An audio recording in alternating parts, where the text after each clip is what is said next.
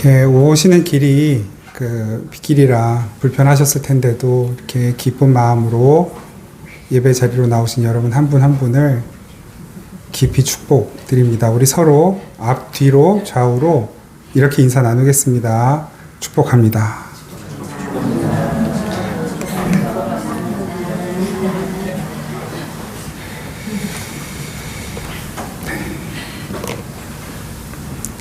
이제 살아계신 우리 아버지 하나님 앞에 성령과 진리 안에서 우리 함께 예배 드리겠습니다.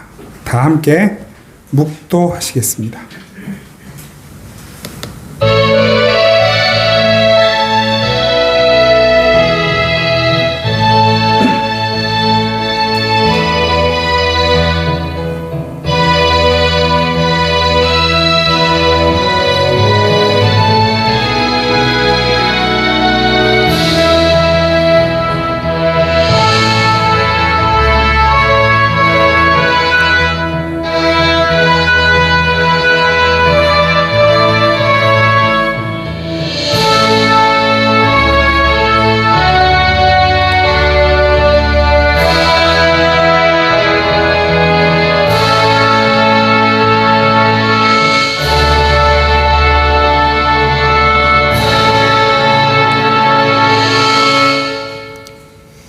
새 노래 곧 우리 하나님께 올릴 찬송을 내 입에 두셨으니 많은 사람이 보고 두려워하여 여호와를 의지하리로다. 여호와를 의지하고 교만한 자와 거짓에 치우치는 자를 돌아보지 아니하는 자는 복이 있도다. 아멘. 살아계신 하나님 고맙습니다. 이 예배가 저희들에게 생명이고 하나님의 은혜와 복을 받아 누리는 유일한 통로인 것을 저희들이 기억하고 이 시간에도 부끄러운 모습이고 하나님 앞에 보일 선한 것이 없는 저희들이지만 예수 그리스도의 십자가 보혈 그 공로 의지하여 아버지 하나님 앞에 나아갑니다. 저희들을 품어 주옵소서. 저희들의 몸과 마음과 영혼을 살피셔서 하늘의 신령한 능력과 은혜로 덮어 주옵소서. 예수님 이름으로 기원하옵나이다. 아멘. 찬송가 26장 찬양 드리겠습니다. 찬송가 26장입니다.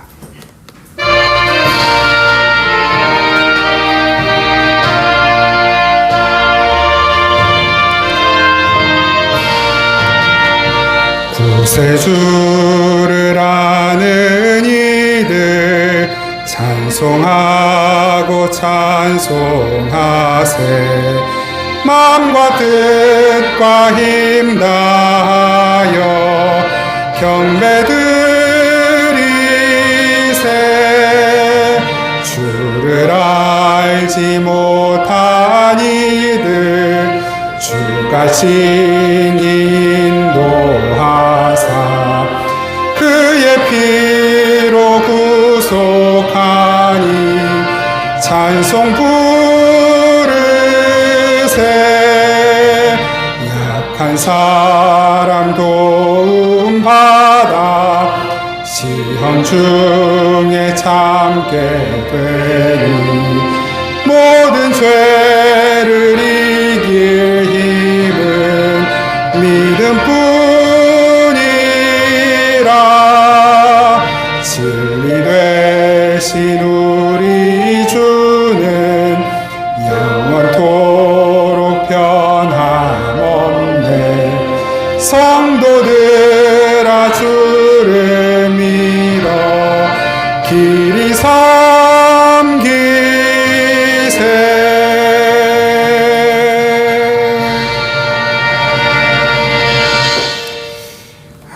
우리 지난 한 주간 동안 하나님 앞에 지었던 모든 죄와 허물들을 침묵으로 고백하며 함께 기도하겠습니다.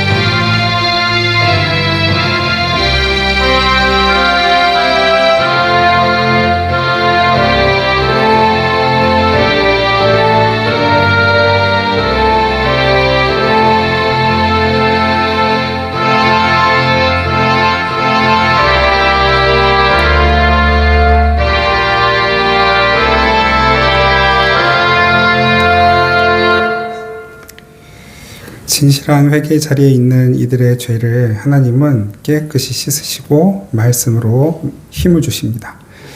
여호와께서 우리를 살리시며 우리를 일으키시리니 우리가 그의 앞에서 살리라. 아멘. 나는 전능하신 아버지 하나님 천지의 창조주를 믿습니다. 나는 그의 유일하신 아들 우리 주 예수 그리스도를 믿습니다. 그는 성령으로 잉태되어 동정녀 마리아에게서 나시고 본디오 빌라도에게 고난을 받아 십자가에 못 박혀 죽으시고 장사된 지 사흘 만에 죽은 자 가운데서 다시 살아나셨으며 하늘에 오르시어 전능하신 아버지 하나님 우편에 앉아 계시다가 거기로부터 살아있는 자와 죽은 자를 심판하러 오십니다. 나는 성령을 믿으며 거룩한 공교회와 성도의 교제와 죄를 용서받는 것과 몸의 부활과 영생을 믿습니다. 아멘. 찬송가 370장 함께 찬양 드리겠습니다. 찬송가 370장 찬양 드립니다.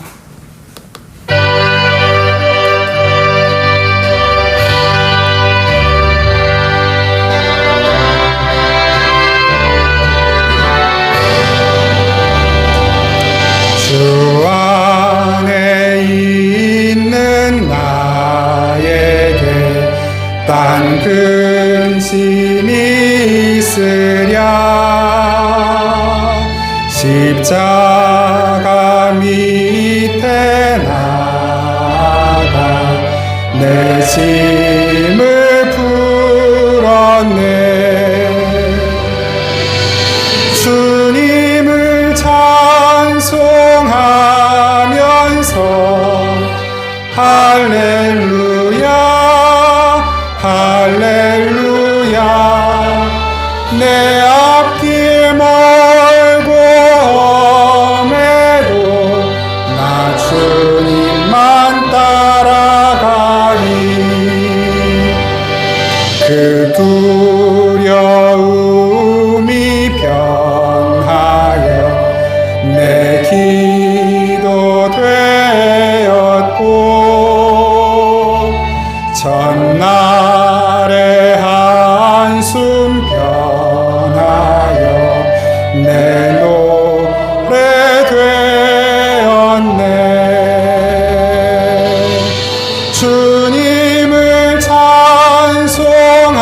찬송하면서 할렐루야 할렐루야 내 앞길 멀고 험해도 나 주님만 따라가니 내 주는 자비하셔서 늘 함께 계시고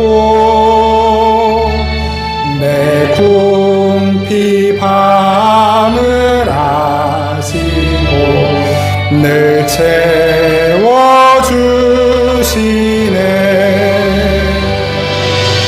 주님을 찬송하면서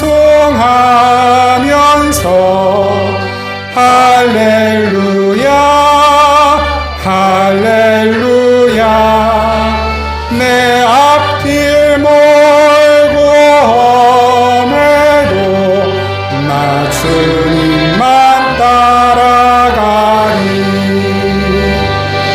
내 주와 맺은 언약은 영불변하시니 그 나라 가기까지는 늘 보호하시네. 주님을 찬송하면서 할렐루야 할렐루야 내 앞길 멀고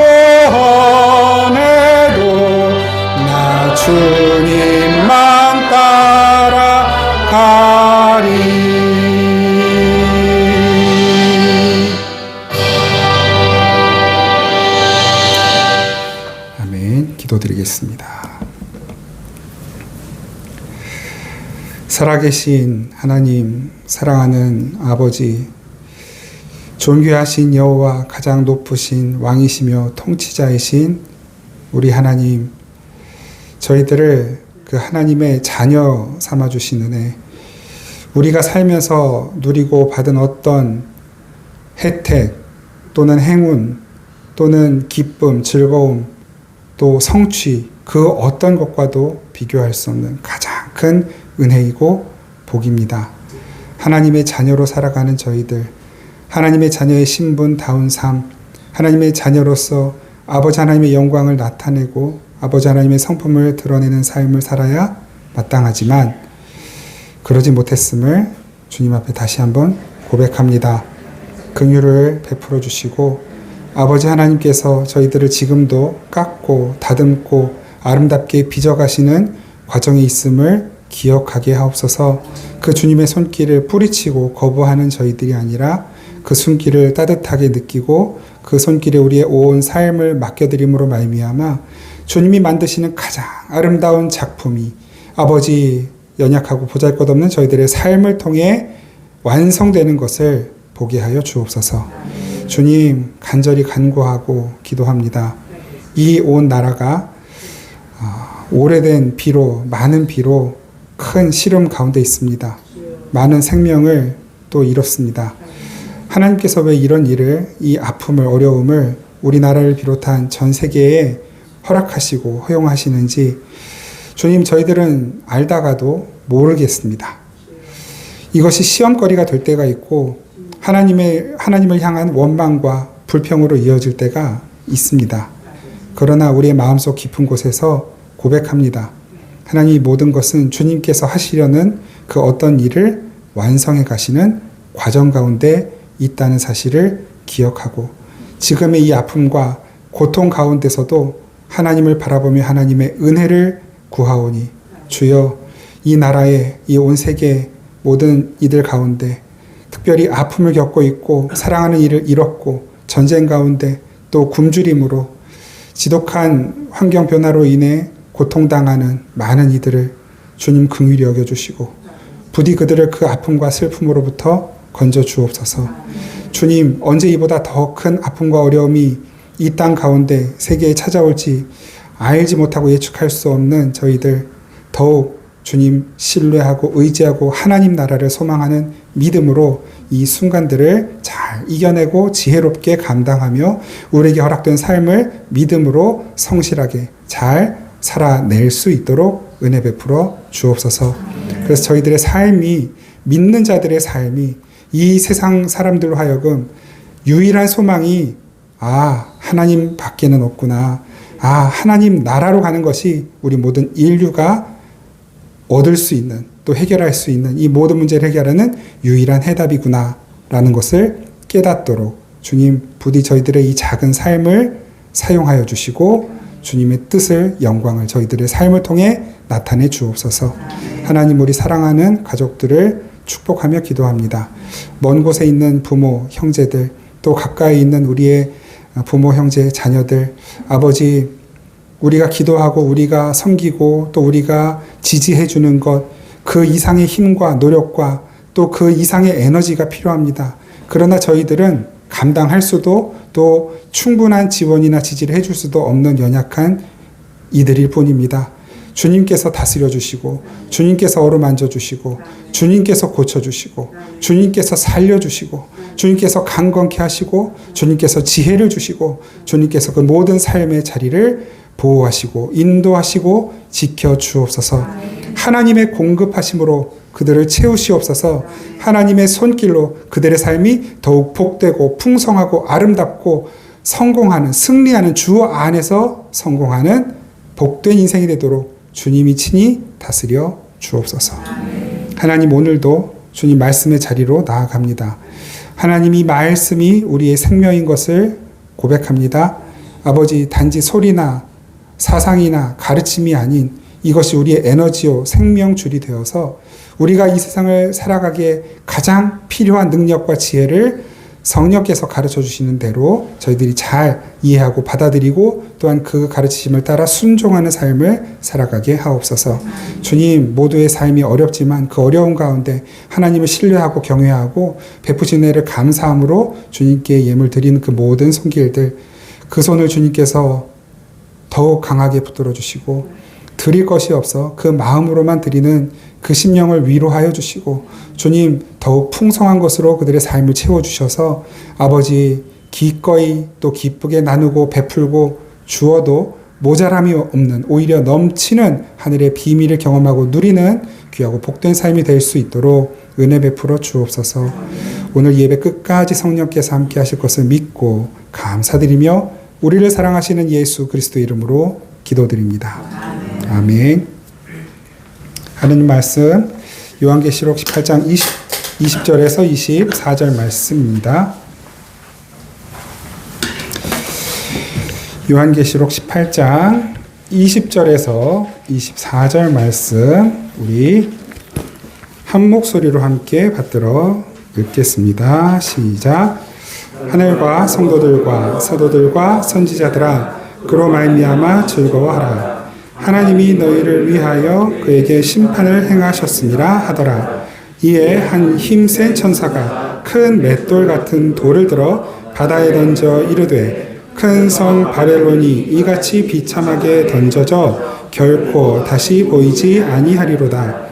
또 검은 곳 하는 자와 풍류하는 자와 퉁소 부는 자와 나팔 부는 자들의 소리가 결코 다시 내 안에서 들리지 아니하고 어떠한 세공업자든지 결코 다시 내 안에서 보이지 아니하고 또 맷돌 소리가 결코 다시 내 안에서 들리지 아니하고 등불 빛이 결코 다시 내 안에서 비치지 아니하고 신랑과 신부의 음성이 결코 다시 내 안에서 들리지 아니하리로다.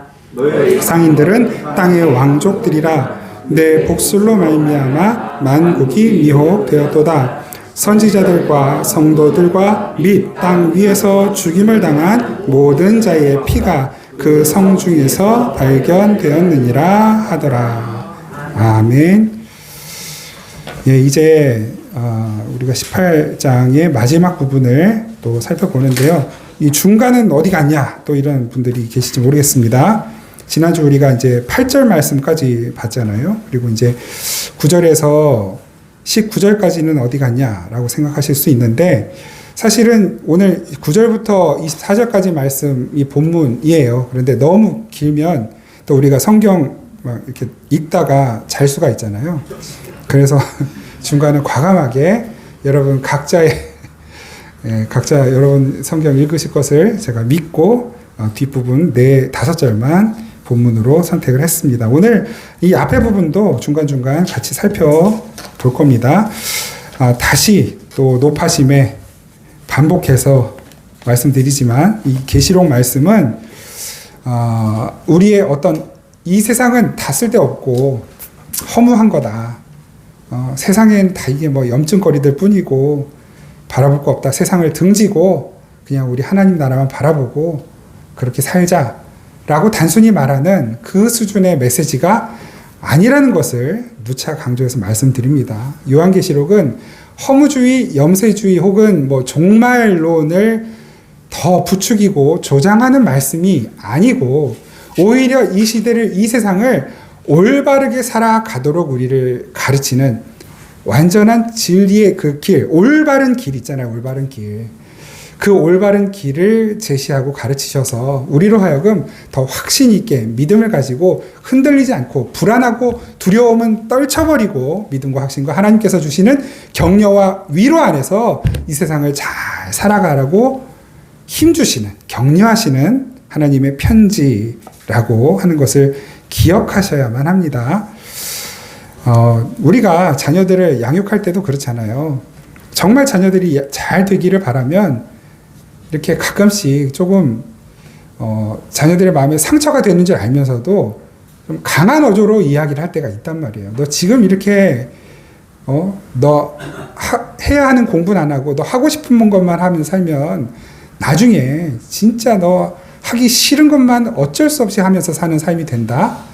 딱 맞는 말은 아니에요. 그러나 대체로 그런 경우들이 많잖아요.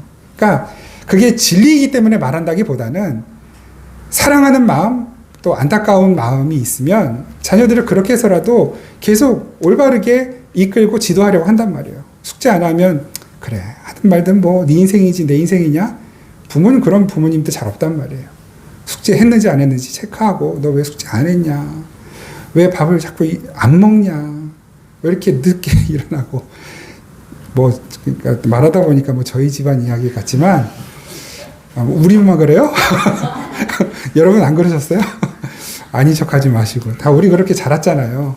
그런데 우리 부모님이 그렇게라도 우리를 견제하시고 잔소리하시고 가르쳐 주시니까 그나마 이 정도 우리가 되어 있는 거란 말입니다. 그래서 우리도 우리 자녀들에게 그걸 알기 때문에 내버려두면 정말 안 되는 걸 알기 때문에 우리가 요구하고 원하는 만큼은 못하더라도 그것이 완전하지 못하더라도 계속 가르쳐주고 계속 잔소리하고 또 잘하면 칭찬해주고 그것이 비단 우리 인간의 부모 자녀만의 관계가 아니라 하나님과 우리와의 관계란 말입니다. 왜요? 하나님과 우리가 부모 자녀 관계이기 때문에요. 하나님은 우리를 무슨 노예로 혹은 무슨 열심히 일하다가 하나님께 돈 갖다 바치는 그런 무슨 일꾼들로 부르신 것이 아니라 하나님의 자녀로 부르셨습니다. 자녀이기 때문에 무한히 사랑하시지만 모든 것을 다 허용하실 수가 없는 거예요. 우리가 원하는 걸 원하는 대로 살도록 내버려 두실 수 없기 때문에 때로는 이 계시록의 말씀처럼 아프게도 말씀하시고 때로는 아가서 말씀처럼 너무나 깊은 사랑의 메시지를 주시기도 하는 것이고 이제 이런 모든 메시지들이 복합적으로 종합적으로 나오는 말씀이 또 시편 말씀이잖아요. 거기에는 아주 처절하고 철저한 종말의 메시지가 있는가 하면 매우 현실적이고 명확하고 분명한 현재의 이야기들이 또 나와 있죠. 사랑의 고백도 있고 우리가 사랑을 고백하는 이야기, 하나님이 우리에게 사랑을 고백하시는 이야기. 때때로 우리가 하나님 앞에 너무 죽을 죄를 지어서 잘못했다고 빌고 울며 회개하는 이야기. 그리고 그런 우리들을 받아주시고 용서하시고 품어주시고 다시 힘주시는 이야기. 그것이 시편의 이야기이고 또 창세기부터 계시록까지의 이야기를 말씀입니다. 17장, 18장 우리가 아주 처절한 바벨론의 심판의 이야기를 보고 있어요. 그러다 보니까 이 본문만 놓고 보면 이 세상은 곧 망할 세상. 우리는 그러니까 뭐 전 재산 다 어디에 갖다 바치고 우리는 그냥 그날만 목 빠지게 기다리자. 이게 아니란 말이에요. 19장부터 22장까지는 이제 새하늘과 새 땅 하나님께서 우리에게 허락하신 아름다운 천국의 모습이 그려져 있죠. 그러면 연결을 해보자고요. 이 앞에 계시록 1장부터 쭉 이어지는 말씀들은 뭐였습니까? 우리가 믿음을 가지고 있음에도 교회를 소위 다닌다, 예수님을 믿는다 하면서도 사실은 예수님 안 믿는 것처럼 살 때 많았단 말이에요. 천국과 지옥, 여러분 천국과 지옥을 믿으십니까? 사실은 천국과 지옥을 안 믿는 사람들이 더 많은 것 같아요. 진짜 천국이 있다는 것을 믿으면 이렇게 살 수 없을 것 같은데 진짜 지옥이 있다는 것을 믿으면 이렇게 살 수 없을 것 같은데 천국 지옥이 없는 것처럼 현재가 너무 중요한 소위 그리스도인들, 심지어 뭐 직분자들, 더 나아가서 목회자들 너무 많잖아요. 그러니까 이런 것 같아요. 천국과 지옥 사실은 안 믿어요. 근데 혹시나 하는 거예요. 진짜 있으면 어떡하지? 천국 진짜 있으면 어떡하지? 지옥 진짜 있으면 어떡하지? 그러면 지옥 갈 바에는 천국 가는 게 낫죠. 그러면 천국에 만약에 가려면 어떻게 해야 되지? 교회 나와야 돼. 예수님 믿어야 돼. 그러면 천국은 보장되겠지. 일단 보험 하나 들어놓고 이제 나는 하나님 믿고 교회 다니니까 그 이름을 가져다가 이 세상에서 내가 원하는 것을 만들어가고 이루어가는 데에 그 하나님이라는 이름을 소위 표현이 죄송합니다만 도용하는 거예요. 명의를 도용해서 하나님이라는 예수라는 성령의 능력이라는 그 명의와 어떤 능력과 권세를 도용하여 사실은 내 욕심을 이루며 살고자 하는 사람들이 이제 성도다, 교회다 이렇게 불리는 경우가 너무 많은 것이죠. 그런 교회를 향하여 지금 예수님은 사도 요한에게 환상을 보여주신 거예요. 그래서 앞에 7교회 나왔잖아요. 에서보도, 사빌라, 에베소모나, 버가모, 두아디라, 사데, 빌라델비아, 라오디게아, 그 7교회가 버려야 할 모습들, 그러니까 우리 이 땅의 지금 교회, 그리고 우리 교회가 버려야 할 모습이 이런 것이다라고 가르쳐 주시는 것이고, 그 가운데서도 칭찬받는 모습들이 있었잖아요. 그 칭찬받는 모습들을 잘 기억하고 그 모습 잃지 말아라. 곧 예수님 오실 건데 그 믿음, 그 모습 잊지 말고 잘 이겨내라 격려해 주시고 응원해 주시는 말씀이 바로 이 말씀인 것이고, 그러니까 그 하나님의 격려와 응원 속에 우리가 너무 막연한 있을지도 혹은 없을 수도 있는 어떤 세상이나 세계를 막연하게 생각하면서 그냥 막연하게 믿음으로 살자, 이거 안 되는 거잖아요. 그러니까 하나님께서 또 요한에게 정말로 이 세상의 끝이 어떤지를 명확하게 보여주셔서 이게 내 계획이다를 보여주시는 거예요. 그래서 우리로 하여금 우리의 믿음이 틀리지 않다라는 것을 하나님이 지지해 주시고 응원해 주시는 것이 바로 계시록 말씀이란 말입니다. 그래서 우리가 가게 될 그 하나님 나라는 어떤 곳이냐가 이제 우리가 다음 주부터 살펴볼 요한계시록 19장부터 마지막 22장까지 있는 것이고, 그 마지막 부분에 뭐라 하냐면 주 예수여 오시옵소서라고 고백하게 되는 것이 우리의 고백이며, 그 고백을 하는 이들을 향하여 주님의 은혜가, 우리 예수 그리스도 곧 다시 오실 우리 예수의 은혜가 너희 모든 자들, 그 고백을 하는 자들에게 있을지어다 하면서 계시록이 끝나는 것입니다. 그러니까 이걸 알면, 그 주님의 마음을 알면 계시록을 대할 때 무섭고 두려운 것이 아니라, 우리가 목요일, 금요일, 수요일이었나? 그 다윗이 자꾸 죄를 짓고 하나님 앞에 책망받았을 때 회개하고 무서워했던 게 뭡니까? 여호와의 칼, 천사의 칼이었잖아요. 에덴 동산에서 범죄한 아담과 하와가 그 에덴 동산에 쫓겨나면서 무섭고 두려워했던 것 뭡니까? 그 에덴 동산을 둘러 지키는 천사의 화염검, 그 불칼을 두려워했단 말이에요. 그런데 그 칼은, 여호와의 칼은 하나님께서 천사들에게 너희는 내 백성을 지키고 보호해라 라고 명령하시면서 무기로, 이것도 이제 다 말하자면 이미지예요. 무기로 주신 거예요. 그 칼은 우리에게 겁을 주고 우리를 위협하고 협박하는 칼이 아니라 하나님의 명령을 받들어 천사들이 우리를 지키기 위해 사용하는 칼이에요. 그러니까 그 칼을 보면 안도하고 안심하는 것이 당연해요. 그런데 죄를 짓고 나면 그 칼이 무서워 보이는 거예요. 죄가 죄인 줄 알면 지옥이 무서워요. 그 죄가 우리가 그 죄에서 용서받았다는 은혜를 알면 천국이 너무너무 감사하고 기다려지는 거예요. 그것을 이해하고 오늘을 살아가는 것을 가리켜 신앙생활이라고 하는 것입니다. 이 세상도 무기가 있습니다. 이 계시록에서는 그걸 어떻게 이미지화, 형상화했습니까? 머리가 10이 달리고 7이 달리고 뿔이 10개가 달리고, 그 다음에 거기에 아름다운 여인이 멋진 옷을 입고 앉아서 금잔을 들고, 말하자면 이렇게 소위 비룡을 탄 금잔을 든 여인이 세상을 자유롭게 떠도는 모습, 그것이 세상의 힘이라고 하는 것을 보여줬잖아요. 그런데 그것이 곧 멸망할 세상의 가치관이고 시대 정신이라는 것을 말씀하시죠. 그 음녀의 잔에 취하면 어떻게 되는 거예요? 음녀와 함께 망한다라고 하는 것을 17장, 18장에서 계속해서 말씀하고 보여주시는 것이죠. 그 용의 세력, 음녀의 세력은 우리 영혼의 인간을 위한 것이 아닙니다. 인간의 영혼을 파괴할 목적을 가지고 사람들을 지금도 미혹하는 것이라는 것을 기억해야만 하는 것입니다. 근데 오늘 이제 이 본문들, 특히 18장은 하나님의 그 뜻과 계획과 하나님의 시간 안에서 그 음료가, 바벨론이 멸망하죠. 그랬더니 그 음료에게 속아서 그 금잔에 취해 있던 이 세상 모든 사람들이 통곡을 해요. 나도 저렇게 되는구나. 통곡하는 장면이 바로 오늘 말씀 가운데 있는 거예요. 오늘 본문은 아니지만 9절 말씀을 제가 읽어드릴게요. 9절 말씀.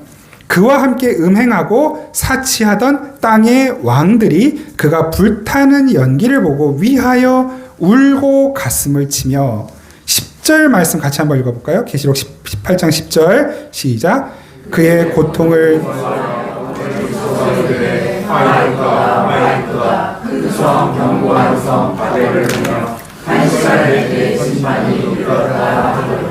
아멘. 그 영원할 것 같았던 영광과 영어와 즐거움, 이 세상의 기쁨, 이것이 어떻게 된다고요? 한 시간에 망하는구나. 그 심판이 순식간에 이르는구나. 이게 어디에 나오냐면 또 앞선 18장 8절 부문에도 있거든요. 제가 읽어드릴게요. 그러므로 하루 동안에 그 재앙들이 이르리니 곧 사망과 애통함과 흉년이라. 그가 또한 불에 살라지리니 그를 심판하시는 주 하나님은 강하신 자이십니다. 기억나시죠? 지난주 본문 마지막 절이었거든요. 그런데 이게 어느 동안 이른다고요? 하루 동안에, 그 심판이 하루 동안에 이른다. 이게 이제 헬라어로 미아 헤메라라는 단어를 써요. 이게 뭐냐면 그 24시간이라는 물리적인 시간을 말하는 게 아니라 우리식 표현이에요. 야, 하루아침에 망했네? 이런 시간. 순식간에 망했네? 삽시간에 망했네? 이 표현이에요. 미아 헤메라. 하루 동안에라고 여기 8절에서 번역하고 10절에서는 뭐라 번역한 거예요? 그것을 미아헤메라가 한 시간에 라고 하는 표현으로 기록되어 있는 거예요. 삽시간에, 순식간에, 의도하지 못한 순간에 하나님의 심판이 임하더라는 거예요. 그런데 그 심판이 임하자 이런 심판이 닥치리라고는 예상하지 못했던 이들이 그 음녀의 심판, 바벨론이 심판당하는 것을 보면서 통곡하게 되는 것이죠. 18장 10절에 그의 고통이라고 되어 있죠. 고통. 이게 이제 바사니스모스라고 하는 단어이거든요. 이게 영어로는 토먼트. 그게 고문하는 거예요. 괴롭히는 거예요. 누군가 의도를 가지고 집요하게 괴롭히고 고통을 주는 것이 토먼트거든요. 이게 바사니스모스. 이게 10절 앞에 나오는 고통. 그러니까 이 세상이 하나님에 의하여 받는 고통과 심판은 잠깐 주고 끝나는 것이 아니라 지속적이고 끝이 없는 고통이라는 것을 말씀하고 있어요. 그 음녀가 그러한 고통과 심판 가운데 처하게 될 것이고 바벨론이 그 심판에 처하게 됩니다. 근데 그 음녀의 잔을 취했던 이 세상이 그 모습을 보면서 그것이 바로 내 모습이구나 라고 하는 것을 절망하며 탄식하며 통곡하는 내용이 바로 18장 8절 이하로 기록되어 있는 것입니다. 그곳이 지옥이에요. 끝 없는 고통. 여러분 정말 그 지옥이 있다고 생각하십니까? 심지어 교회 안에서도 자비의 하나님, 사랑의 하나님이 어떻게 그 무시무시한 지옥을 만드셨겠는가? 그냥 그건 우리들이 좀 죄 짓지 말고 착하게 살라고 하나님이 겁주시려고 사용하시는 표현이야 라고 생각하면서 설마 지옥이 있다 하더라도 하나님은 자비 하나님이시기 때문에 또 모든 사람들이 구원받기를 원하는 하나님이시기 때문에 이 세상에 하나님 안 믿는 사람들도 죽고 나면 어느 정도 이렇게 좀 벌 받은 다음에는 다 천국 갈 거야 라고 말하는 분들도 있죠. 이제 그것을 조금 유식한 말로 이제 자유주의 신학 이렇게 표현을 하거든요. 만인 구원론 이렇게도 표현을 하고요. 정말 그런지 한번 볼까요? 마가복음 9장 43절에서 49절입니다. 제가 읽을게요. 여러분 눈으로 보시면 되겠습니다. 만일 내 손이 너를 범죄하게 하거든 찍어버리라. 장애인으로 영생에 들어가는 것이 두 손을 가지고 지옥 곧 꺼지지 않는 불에 들어가는 것보다 나으니라. 만일 내 발이 너를 범죄하게 하거든 찍어버리라. 다리 저는 자로 영생에 들어가는 것이 두 발을 가지고 지옥에 던져지는 것보다 나으니라. 만일 내 눈이 너를 범죄하게 하거든 빼버리라. 한 눈으로 하나님의 나라에 들어가는 것이 두 눈을 가지고 지옥에 던져지는 것보다 나으니라. 거기에서는 구더기도 죽지 않고 불도 꺼지지 아니하느니라. 사람마다 불로써 소금 치듯함을 받으리라. 정말로 지옥에서 뭐 불이 타고 있는지, 아니면 그 지옥의 고통스러움과 무서움을 불이라는 당시의 사람들이 가장 두려워하는 어떤 소재였던 불로 사용한 것인지는 알 수 없어요. 그러나 예수님께서 하신 말씀이거든요. 그러면 이것은 정확한 거죠. 우리가 성경을 읽을 때 가장 중요한 신학은 바울의 신학 중요하죠. 뭐 스데반의 신학 중요해요. 또 베드로의 신학 중요합니다. 또 다윗의 신학, 모세의 신학 다 중요해요. 가장 중요한 신학은 예수 그리스도의 신학이에요.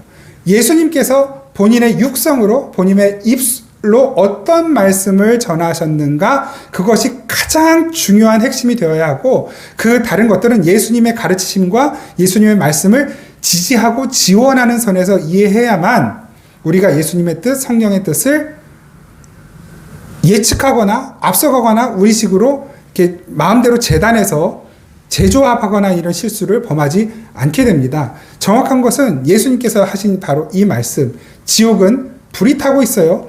고통스러운 불이에요. 그런데 그 불은 구더기도 죽이지 않는 불이에요. 무슨 불? 차라리 불에 타서 확 타서 재가 돼버리면 괜찮겠어요. 잠깐만 고통스러우면 되니까. 그런데 이 지옥의 불은 그 고통이 끊어지지 않는 불이라고 말씀하셔요. 영원히 꺼지지 않는 불. 이걸 이렇게 뭐 정확하게 이거다라고 말씀드리기는 곤란하지만 우리는 한번 짐작해 볼 수 있는 거예요. 아, 그 천사의 칼, 우리를 보호하고 지키는 칼, 마귀에게는 두려움이고 마귀를 물리치는 천사의 칼, 혹은 성령의 검. 그 칼이 우리에게는 안위고, 우리에게는 위로이고, 우리에게는 힘이고, 능력이고, 무기잖아요. 그런데 그것이 죄를 만났을 때는 그건 두려움이고 공포의 칼이 된단 말이에요. 이 불, 죄인들에게는 두려움이고 공포이고 고통인 이 불, 영원히 꺼지지 않는 불, 이것이 우리에게는 어떤 불일까요? 우리를 지키고 위로하고 살리는 생명의 불, 성령의 불이라고 말해도 틀리지 않은 거예요. 그러니까 이게 그냥 여기서 듣고 우리 끝내자고 어디 가서 이걸 뭐 전하실 건 없지만, 우리는 이 지옥의 불이 죄인들에 대하여는 무시무시한 고통과 아픔과 괴로움을 영원히 주는 불이에요. 그러나 이 성령의 불은 우리의 심장에서 지금도 타고 있는 불이고, 우리를 새롭게 하고 고치고 정결하게 하는 정금으로 만드는 불이죠. 그러니까 우리가 이 세상에서 아직 완성되지 않은 상태에서 때때로는 이 불이, 성령의 불이 우리에게 때로는 고통스럽게 느껴질 때도 있는 거예요. 왜? 그 불은 우리 안에 있는 죄를 만나면 그 죄를 태워야 하거든요. 우리 안에 있는 이 세상적, 버리지 않은 세상적 가치관이나 세상의 생각과 성령의 불이 만날 때는 그걸 태워야 돼요. 그 생각이라 할지라도, 또 가치관이라 할지라도 그건 나예요. 나를 구성하고 한 부분 아닙니까? 나를 구성하고 있는 그 한 부분이 타 없어진다는 것은 굉장히 큰 고통이에요. 그래서 내가 나를 버리고, 내가 나를 죽이고, 내가 나를 잘라내는 이 과정은 지극히 아프고 고통스러울 수밖에 없는 것입니다. 근데 이것이 우리가 영원히 당해야 하는 지옥불에 비하면 아무것도 아닌 고통. 하나님은 이 세상이라는 훈련소 안에서 우리를 좀 힘들고 어렵지만 훈련시키셔서 그 고통을 잘 극복하고 난 후에, 여러분 군대 갔다 오신 거 아시잖아요. 특히 이제 저희 아버지도 해병대, 그 어려운 시절 해병대 다녀오시고 월남 다녀오시고 하시면서 그 받았던 훈련의 그 시간들을 다 마치고 났을 때는 너무 뿌듯하고 너무 기쁘고 또 자랑스럽고 그런 거 아닙니까? 이 훈련소가 처음 당할 때는 굉장히 당황스러워요. 화장실도 못 가게 하거든요. 밥도 막 5분 만에 먹으라 하고, 이제 저도 이제 훈련소 처음 들어가서 4일 만에 처음 화장실 갔는데 똥도 안 나오더라고요. 왜 이 과정들이 한 번도 살면서 경험해보지 못한 과정들이기 때문에 매일 밤마다 엄마 생각나고 스물두 살 제가 22살에 갔으니까. 다 큰 청년이. 근데 지금 생각하면 우습죠. 그게 뭐 대단한 것도 아닌데. 그 훈련소를 마치고 나니까 진짜 내가 막 군인 같고 막 너무 자랑스러운 거예요.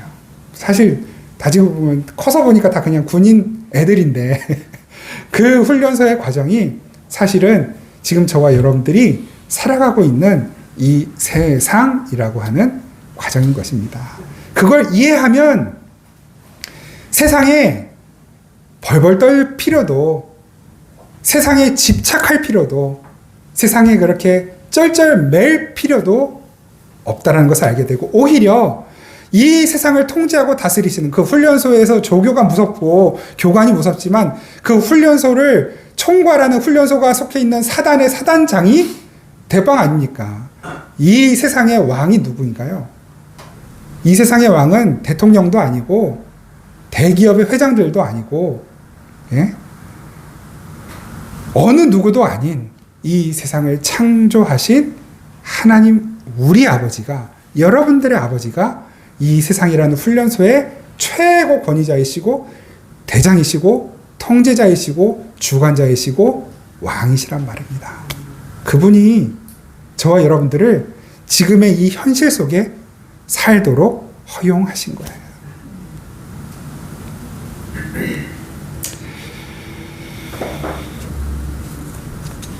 여러분 제가 말씀드렸던 것 중에 우리가 이 세상에, 우리가 뿐만 아니라 모든 사람들이 이 세상에 와서 해결해야 하는 세 가지 질문 있다라는 것을 말씀드린 적이 있습니다. 나는 누구인가? 이것을 좀 범위로 확대해요. 인간은 무엇인가? 나는 어디서 와서 어디로 가는가? 인간은 어디에서 와서 어디로 가는가? 두 번째 질문. 우리가 이 땅에 왔으면 행복해야 되는데 도대체 우리가 그 행복을 어디서 찾아야 되는가? 왜 행복하지 못한가? 이 세상에는 왜 이 수많은 아픔과 고통과 문제들이 끝나지 않는가? 하나님이 있다면 왜 하나님은 이런 악과 세상의 고통을 그냥 보고만 계시는가? 이것을 조금 한마디로 인간의 문제가 무엇인가? 라는 질문으로 요약할 수가 있겠죠. 인간의 문제가 무엇인가? 세 번째. 그러면 이 문제를 해결하기 위해 우리는 무엇을 할 수 있을까? 우리는 뭘 해야 하는가? 오늘 지금 저 5페이지인데 한 페이지 가지고 지금 이 얘기를 나누는 거예요. 오늘은 이 질문에 대한 우리 좀 해답만 같이 한번 생각을 해보고 오늘 이 설교를 죄송하지만 다음 주까지 한번 이어가 보도록 하겠습니다. 첫 번째, 이 세상도 똑같은 질문을 해요. 인간이 무엇인가? 인간은 어디서부터 왔는가? 어디로 가는가? 세상이 말하는 인간의 근원 무엇입니까? 인간은 진화의 산물이에요. 아무것도 없는 세상이 빅뱅에 의하여 우연히 우주가 만들어지고 우연히 거기에 지구가 생기고 그 지구는 참 우연히도 사람이 뭔가 생명체가 살 수 있는 환경이 만들어졌고 우연히 이 지구 안에 있는 그 많은 물 안에 산소들이 또 어떻게 전기 반응에 의해서 우연히 어떤 단백질 하나 세포가 만들어지고 우연히 그 단백질 세포가 생명이 돼가지고 분열을 하기 시작하고 미토콘드리아가 되고 그것이 아주 초기 어떤 생명체가 되고 그것이 식물도 되고 동물도 되고 원숭이도 되고 하면서 이게 점점 발달해서 아주 오랜 시간을 거쳐 우리 같은 인간이 되었다. 그래서 우리의 조상이 누구냐를 찾아가 보면 우리의 조상님은 저 서울대공원의 철장 안에 갇혀 계신다. 서울대공원 동물원 가시거든. 그 유인원 칸에 그냥 지나가지 마시고 거기 이렇게 꼬박 한번 절하시고 인사하시고 가세요. 우리 조상님 아닙니까? 세상의 이론에 의하면, 과학의 이론에 의하면. 정말 그렇습니까? 성경은 말씀하셔요. 하나님이 모든 것을 가장 아름답게 만드셨어요. 해와 달과 별을.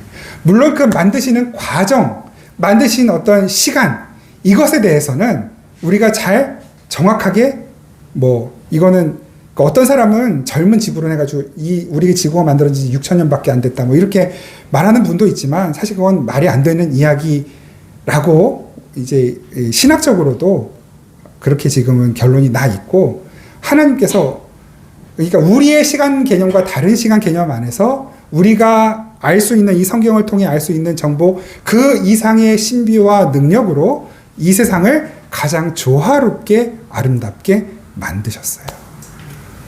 그 가운데 인간을 가장 완전한 상태로 만드신 거예요. 가장 완전한 상태로. 그 완전한 상태라 함은 외형뿐만 아니라 내면까지, 영혼까지 죄가 없는 상태로. 그게 우리의 첫 모습이었다고요.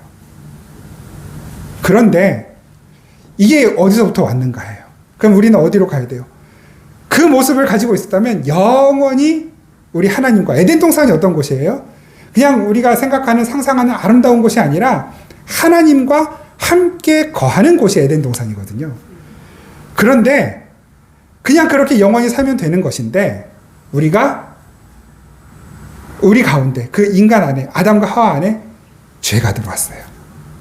그래서 그 죄의 결과로 인간은 어디로 가냐면 죽음으로 가게 되어 있단 말입니다. 그래서 모든 인간은 다 죽는 거예요. 이것이 인간이 어디에서 와서 어디로 가는가에 대한 성경의 해답의 가르침입니다. 그러면 세상은 우리 인간들이 행복하지 못하고 이 인간들이 당면한 이 모든 문제들의 이유가 무엇이냐? 그것은 알 수 없다예요. 다양한 이유가 있고 다양한 원인이 있고 또 그 문제들을 해결할 수 있는 다양한 방법이 존재한다. 철학, 과학, 생물학, 여러 가지 학문과 인간의 노력과 인간의 어떤 지능과 능력으로 인하여 인간의 문제들은 앞으로도 계속 보완될 것이고 해결될 것이다 라고 하는 것이 이 세상이 우리에게 내놓는 답이에요. 성경은 우리가 행복하지 못한 이유, 우리의 이 문제가 해결되지 않는 이유를 정확하게 하나로 말씀하십니다. 아까도 이야기했지만 인간의 죄가 우리 모든 인간들을 행복하지 못하게 하는 원인이에요. 처음에 하나님과 함께 살던 우리들은 그 하나님 한 분만으로 얼마든지 만족하고 기쁘고 행복하고 충분한 존재였어요. 그 하나님이 우리 안에 충만하시기 때문에. 그런데 죄가 들어오는 순간 어떻게 됩니까? 아담과 하와가 에덴 동산에서 쫓겨나잖아요. 그건 자기의 터전을 잃어버린 것이 아니라 하나님을 빼앗긴 거예요. 하나님이 떠나신 거예요. 하나님과 분리되고 격리됐어요. 우리를 충만하게 채우고 있던, 아무 것에도 부족함이 없던 우리가 하나님이 빈자리가 돼버린 거예요. 그러니까 그 빈자리에 뭐가 들어와야 완성이 됩니까? 그 하나님이 빈자리에 무엇이 채워져야 비지 않은 충만함이 되는 거예요. 하나님으로만 채워져야 돼요. 그런데 죄를 가진 인간들은, 하나님을 떠난 인간들은 하나님이 필요한 게 아니라 다른 것들이 필요하기 시작해요. 우리가 행복하기 위해서는 돈이 없는 게 문제야. 그러니까 돈을 채워야 돼. 우리가 행복하려면 내가 못 이룬 꿈을 내 자식을 통해서라도 나는 이루어야 돼. 그러니까 내가 의사가 못 됐으면 내 자식이라도 의사를 시켜야 되고, 내가 돈을 못 벌었으면 내 자식이라도 돈 잘 버는 사람이 되게 만들어야만 내가 행복할 것 같아. 근데 여러분 정말로 그렇습니까? 정말로 한번 우리 솔직하고 냉정하게 생각해보고 판단해보자 말입니다. 내가 높은 자리에 올라가면, 권위자가 되면 행복할 것 같아. 내가 지금 행복하지 않은 이유는 남의 밑에 들어가서 일하면서 남의 명령이나 듣고 살아야 되는 이 처지이기 때문에 행복하지 못한 것이지, 내가 저 사람 위로 올라가면 난 행복할 수 있을 거야. 권력을 가지면, 권세를 가지면. 정말 그렇습니까? 여러분, 이 세상의 대통령들이 행복해 보이십니까? 이 세상의 대기업 회장들이, 그들의 자녀들이 행복해 보이십니까? 행복해 보일 때도 있죠. 내가 못하는 건 걔네들은 해. 못 가진 것만 다 가지고 있고 누리는 거 많이 누리고 있는 것 같아요. 근데 왜 그들 가운데 왜 마약에 취하고 방황하고 문제를 일으키고 심지어 스스로 목숨을 끊는 이들이 끊임없이 뉴스를 통해서 그들의 이야기가 이렇게 흘러나오는 것일까요? 저 사람들이 가진 10분의 1만, 100분의 1, 1000분의 1, 만분의 1만 난 가져도 부족할 게 없고 더 바랄 게 없을 것 같은데 왜 그들은 그 많은 것, 심지어 이쁘고 잘생기고 똑똑하기까지 한 왜 그들은 방황하면서 허무함 가운데 마약을 하고 동성애를 즐기고 그러다가 결국은 스스로 인생을 망치고 심지어 자기 스스로 목숨을 끊는가? 뭐가 부족해서? 그것이 인간의 모습이에요. 하나님으로 채워지지 않는 모든 인간들은 그 외에 다른 것으로 아무리 많이 채워도 밑 빠진 독에 물 붓기. 우리의 이 심령이라고 하는 것은 바닥이 없는 항아리, 바닥이 없는 굴 같아요. 바닥이 없는 동굴, 끝이 없는 동굴. 그걸 뭐라고 말합니까? 무저갱. 무저갱. 그게 뭐예요? 그게 수올, 지옥이에요. 결국 이 세상 사람들, 하나님이 없이 살아가는 세상 사람들은 지옥을 살아가요. 아닌 척하고 살지만, 아닌 것으로 착각하고 살지만, 그것이 인간이 절대로 스스로 행복해질 수 없고 인간의 문제를 해결할 수 없는 이유인 것입니다. 그러면 우리는 무엇을 할 수 있을까? 무엇을 해야 할까? 세상은 그 인간의 문제를 해결하기 위해 더 열심히 노력해라. 더 열심히 돈 벌어야 돼. 더 열심히 살아야지. 잠은 죽어서 자고 지금 잠 줄여서 더 공부하고 더 돈 벌어야지.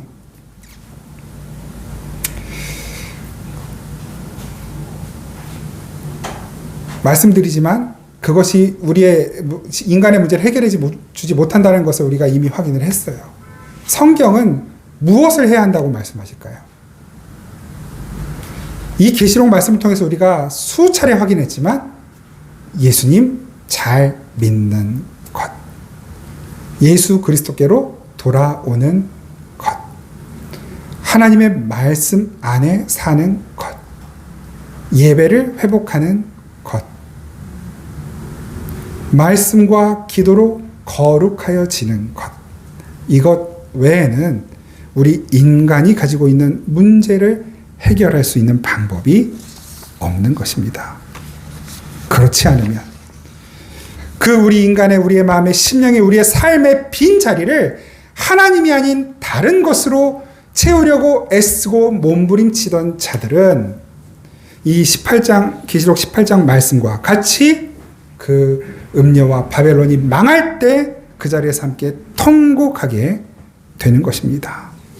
그 통곡하는 자들의 이야기가 18장 8절에 9절에 나왔던 것이고 그리고 11절 15절에 나오는데요. 제가 읽겠습니다. 계시록 18장 11절 15절 땅의 상인들이 그를 위하여 울고 애통하는 것은 다시 그들의 상품을 사는 자가 없음이라.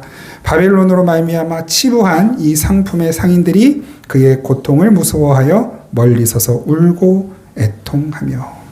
그리고 세 번째로 통곡하는 이들이 있습니다. 그 물질, 그 부를 인생의 목적으로 삼고 살았던 그 상인들과 더불어 배를 부리는 자들, 이 당시에 배를 부린다고 하는 것은, 선주라고 하는 것은 절대적인 부, 그러니까 대기업 하나를 갖고 있는 것과 같았어요. 왜냐하면 이 당시에 무역의 통로라는 것이 바다였거든요. 더군다나 이 중동 지역 지중해 연안에 있는 이들에게 있어서 배의 주인, 더 큰 배를 가질수록 더 큰 부는 보장된 것이었어요.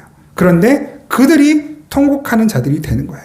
계시록 18장 16절에서 19절 말씀 제가 읽겠습니다. 이르되 화 있도다 큰 성이여 세마포 옷과 자주옷과 붉은 옷을 입고 금과 보석과 진주로 꾸민 것인데 그러한 부가 한 시간에 망하였도다. 여기도 미아 헤메라 한 시간에 망하였도 나오죠. 모든 선장과 각 절을 다니는 선객들과 선원들과 바다에서 일하는 자들이 멀리 서서 그가 불타는 연기를 보고 외쳐 이르되 이 큰 성과 같은 성이 어디 있느냐 하며 티끌을 자기 머리에 뿌리고 울며 애통하여 외쳐 이르되 화 있도다 이 큰 성이여 바다에서 배부리는 모든 자들이 너희의 보배로운 상품으로 치부하였더니 한 시간에 망하였도다. 우리가 무엇을 목적으로 삼고 살든, 우리가 무엇을 이루고자 하든, 그것을 참 살면서 이루는 것을 경험하시고 그 성취와 성공의 경험을 하실 수 있다면 참 좋겠습니다. 저의 늘 빠지지 않는 기도의 제목 가운데 하나는 여러분 모두가 다 정말 여러분들이 원하는 일들, 여러분들이 하고 계시는 그 모든 일들 가운데 탁월한 성취를 이루시는 거예요. 우리 자녀들은 공부해서 성취를 이루고, 사업하시는 분들은 그 사업의 성취를 이루고, 직장 생활하시는 분들은 직장 생활에서 충분한 보상과 성취를 누리시는 것, 여러분들의 인생에서 정말 이 세상에서 누릴 수 있는 것들을 충분히 누리실 수 있기를 저는 진심으로 늘 기도합니다. 여러분, 인생에 있는 것들을 누리지 말라고 성경에 되어 있지 않아요.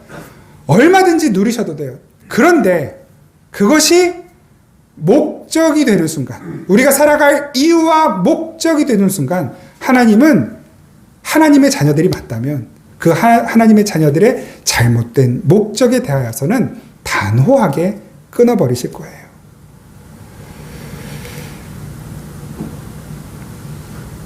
우리의 생명은 하나님의 은혜를 얼마나 충분히 풍성히 공급받느냐에 따라 그 우리의 생명력이 달라져요.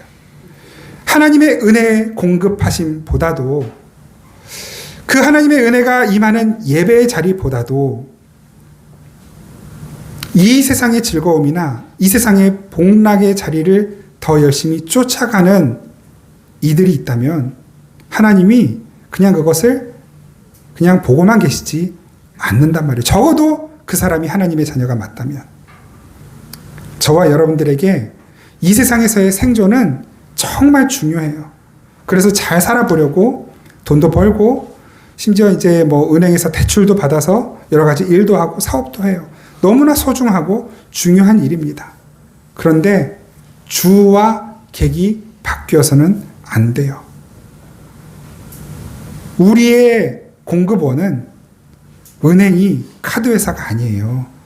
하나님이십니다. 여러분, 우리의 자녀들이 수학 공식, 영어 단어 외우는 거 너무너무 중요하죠. 주기도문 못 외우고, 성경 뭐가 어디 있는지 잘 모르는 건 아무렇지도 않고 괜찮은데, 수학 공식 못 외우면 열받죠. 영어 단어 못 외우면 학교 성적 떨어지면 너무 화나죠. 예배 자리 한번 빠지는 건 그냥 그럴 수 있다라고 생각하는데, 학교 한번 빠지는 건 애가 다쳐. 매일 하나님의 말씀 묵상하고 큐티하는 거, 뭐 그거는 그냥 하면 좋고 안 하면 어쩔 수 없는 건데, 학교 숙제 한번 빼먹는 건 부하가 나죠. 우라가 치밀죠. 뭐가 맞고 뭐가 틀리다라는 말씀을 드리고 싶은 것이 아닙니다. 진짜 우리의 삶의 근원, 생명줄이 어디 있는지를 잊고 산다면, 이 음녀와 바벨론이 삽시간에 망하여 하나님의 심판 가운데 들어갔을 때 그 옆에서 고통스럽게 통곡하는 것이 우리들이 될 수도 있는 거예요. 여러분, 예수님께서 다시 오시면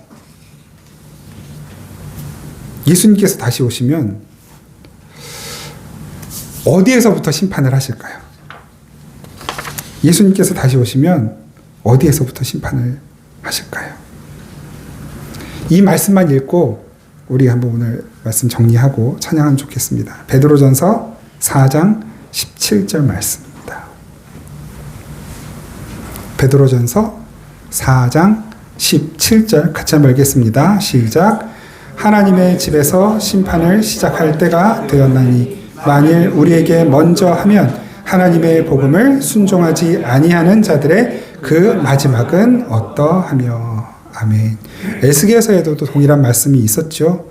하나님의 집에서 심판을 시작하신다. 그것은 하나님이 집에 계셔서 자 이제 심판한다 이 말씀이 아니라 자칭 하나님의 집이라고 하는 자들, 소위 교회, 성도라고 하는 자들이 하나님의 심판의 첫 번째 대상이 된다라고 하는 말씀이에요. 그러니까 내가 교회 다니고 있다, 예수님 믿다, 나 예배 자리에 앉아 있다 라고 하는 것을 여러분 안정감의 대상으로 삼으셔서는 안 된다라는 의미인 것입니다. 실제로 이것은 세상에서도 너무나 그대로 적나라하게 드러나죠. 제일 욕먹는 사람들, 아주 세상이 아주 그냥 그 목숨 걸고 까는 첫 번째 대상이 목회자들, 교회 다니는 사람들, 교회 아닙니까? 이것은 교회가 그만큼 어떻게 해서든 우리가 세상 사람들보다 잘 살아야 되고 세상 사람들보다 더 뛰어난 성과와 업적을 내놓아야 된다라고 하는 사상과 가치관이 얼마나 교회에 깊숙이 들어가 있기에 이 세상이 수단과 방법을 가리지 않고라도 이 세상에 있는 것들을 취하고 얻어내고 가지려고 하는 그 모습이 결국 교회를 타락시키고 망가뜨리는 것 아닙니까? 세상은 정확하게 그거 보는 거예요. 우리가 이 세상 바깥에 있는 사람들, 예수님 안 믿는 사람들 비난하고 뭐 이렇게 손가락질하고 그런 분도 없겠지만 그럴 게 없어요. 내가 하나님 앞에 올바르게 그 믿음을 가지고 있는가? 우리 교회가 하나님의 말씀 안에 온전히 서 있는가? 이 땅의 교회들이 하나님의 말씀 안에 살아가고 있는가? 제일 급한 게 이거라니까요. 저와 여러분들의 삶 속에 가장 중요하고 가장 귀하고 가장 값진 것은 우리 하나님을 예배하는 것. 이거 말고 우리의 다른 생명의 근원, 생명줄, 생명의 공급원이 없다라고 하는 것을 저도 여러분들도 절대로 잊어서는 안 됩니다. 주님이 분명히 말씀하셨습니다. 하나님의 집에서 심판을 시작할 때가 되었나니 다른 사람들 정죄하고 비판할 일이 아닙니다. 내 스스로 하나님 앞에서 나의 믿음이 건강한가, 나의 믿음이 온전한가 돌아볼 수 있기를 바랍니다. 거기에서부터 하나님의 은혜는 시작됩니다. 거기에서부터 하나님의 역사가 저와 여러분들의 삶 가운데 나타나게 되는 것입니다. 끝까지 겸손함을 잃지 않고 이렇게 우리를 이끄시고 인도하신 하나님께 대한 감사함을 잃지 않고 그 하나님이 나의 아버지이심을 기억하고 그 하나님의 말씀의 뜻과 의지와 생각을 붙들고 살아가는 저와 여러분들의 삶에는 반드시 놀라운 하나님의 응답이 나타나고 반드시 하나님이 책임지시는 그 역사들을 경험하는 일들이 틀림없이 생기게 되는 것입니다. 우리 이 믿음 부족하지만 완전할 수는 없지만 지금도 저도 너무 허점이 많고 부끄러운 모습 많이 있지만 그러나 우리 이 모습 그대로를 받아주신 하나님 앞에서 이 믿음의 삶 끝까지 잘 살아갈 수 있기를 간절히 바랍니다. 지금은 우리가 하나님 도대체 이 땅을 언제 심판하실 것입니까? 도대체 우리의 고통을 언제 갚아주실 것입니까? 언제까지 우리가 이 어려움 가운데 살아야 합니까? 라고 주님께 외치는 일들이 있지만 그러나 주님은 우리의 그 기도에 응답하시고 하늘과 성도들아 사도들과 선지자들아 그로 말미암아 즐거워하라. 하나님이 너희를 위하여 그들에게 심판을 행하셨음이라. 아버지 하나님께서 우리에게 이렇게 약속하시고 이 일을 이루어 가실 것을 믿음으로 기억하면서 하나님 지금의 우리에게 주어진 이 삶 잠깐의 즐거움이나 또 유흥이나 유희나 또 잠깐의 찾아오는 행운이나 혹은 지금 당할 수밖에 없는 고통이나 아픔이나 어려움 아버지 이런 것들에 우리의 마음을 두지 않고 지금 주어진 이 상황과 현실을 누리되 그리고 지나가되 우리 하나님과 함께 누리고 지나가게 하시고 아버지 약속하신 그 하나님의 나라 그리고 영원한 그 영광, 그 기쁨과 그 복락과 즐거움에 우리의 시선을 두고 그것이 우리의 삶의 목적이 되어 하루하루를 믿음으로 살아갈 수 있도록 아버지 우리의 이 연약한 믿음 더욱 굳게 세워주시고 하나님 우리를 더 격려해 주시고 사랑해 주시고 하나님 우리의 이 상처와 아픔들도 주님 어루만져 주셔서 우리 하나님과 우리 주님과 함께 걸어가는 이 믿음의 삶이야말로 가장 복되고 풍성하고 충만한 삶이라는 것을 누리며 경험하며 살아가는 우리 인생이 되게 하옵소서. 예수님 이름으로 기도드립니다. 아멘. 우리 주 예수 그리스도의 그 무한하신 은혜 그리고 우리의 아버지 하나님의 신실하신 사랑과 지금도 우리와 함께 계시고 도우시는 성령의 교통하신 은혜가 이 시간 다시 한번 주님 나의 어두운 눈을 떠서 주님 나라 바라보고 살기 원합니다. 이 소원 가지고 다시 이 세상으로 당당하게 힘차게 나아가는 우리 생명의 단비교회 모든 성도들, 이 자리에 예배하는 이 땅의 모든 백성들과 교회들, 그리고 이 나라와 민족 위에 항상 함께 계시기를 간절히 축원하옵나이다. 아멘.